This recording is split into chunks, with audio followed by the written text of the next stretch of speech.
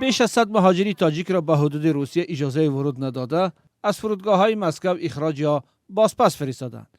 این مسافران میگویند روز 12 ینور به مسکو پرواز کرده بودند، ولی به جای وارد شدن به شهر 3 شبانه روز در فرودگاهی دمدیدو و ژوکووسکی در شرایط ناگوار نگهداری و در نهایت به تاجیکستان رانده شدند. این ایرپورت проверка می‌کردند، بردن اجا محکم می‌کردند. یک نیم سوتکا در اوی جا محکم بودیم. ما باید دوشنبه پرواز می‌کردیم. ما را بردن ایرپورت دمدیدو، ایرپورت ژوکووسکی، به تاجیکستان روی می‌کردند. این مهاجران میگویند به آنها دلیلی ندادن اجازه ورود به روسیه را شرح ندادند و همچنین نگفتند که چرا اخراج یا دپارت میشوند. سبب اینو معلوم نمیگم، میگی سبب شب پرسم جوسکی گام میزنن قطعی. با گفته این مسافران آنها را بدون باگاژهایشان از یک فرودگاه به فرودگاه دیگر بوده به خوجند روان کردند و بعد از 6 ساعت از خوجند به دوشنبه آوردند. تلفن میکوباد، تلفن تا هیچی هم نداشته باشه، دپارتاسیا پاسپورتی نداشته باشه، دپارتاسیا میگیره. نامعلوم است، سه ماه پس با معلوم میشه که چند سال از دیگه. من بکنم 35 سال میکنم خیلی. ای 5 تا 35. چند نفر؟ 90 کس ای سریز.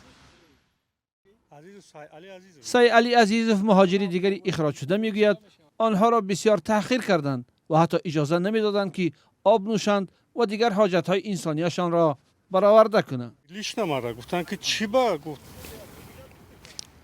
پاسپورت алыш کردی. ما گفتم ای سال 2016 алыш کردگیم، حاضر 25 26 شده. ها گفتم در 10 سال ما پیش алыш کردگیم، گفتم چی با پرتنزیا در 10 سال نشده، ایمینن 25 26 داشت. شیدا میکرد. میگردم مرا میگه که برام مقامات ختونده. جالب که جمو جالب یاگون تاتر قبول نمیکنیم. همه چی خیلی گنده. همه پاستارین هولادا گرفتار میکنن که در 10 متر اوس او استودگی میگه به برام او بخرم نمیمونه. همون خورد خوراکی چخلا بگینده. رابی راست گپ کاپوست. میورن همی یک کوسه د کاپوست نه قراق سالاد. خود برنامه الو دا پول نه پول بلوی پلیتکا دا خوب کردگیم. 10 سوتکا ازو بچو گودک مایده همه طرف خودم بود.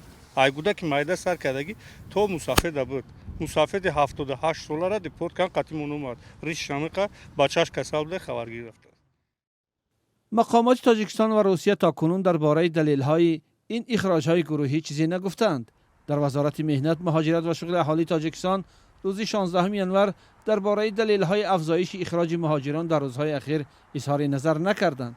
تنها گفتند که دلیل‌ها، آمار و اقدام‌های این نهاد کارکرد شده ایستادند و در نشست خبری وزارت پیشنهاد میشن. با گفته یک منبع در مقامات مهاجرت، با علاوه این 90 تن همچنین 46 ساکن دیگری ولایت سوخ نیز اخراج و به وطن فرستاده شدند.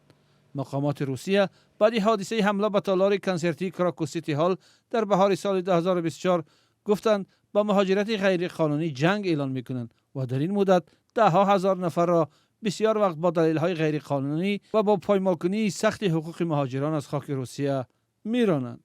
بنا به اطلاع خدمات فدرالی اجراییان سود در سال 2025 بیش از 54,000 شهروند خارجی با قرارهای این نهاد از روسیه اجباراً اخراج کرده شدند. دقیق معلوم نیست که چه شماری آنها تاجیکستانی ها می باشند.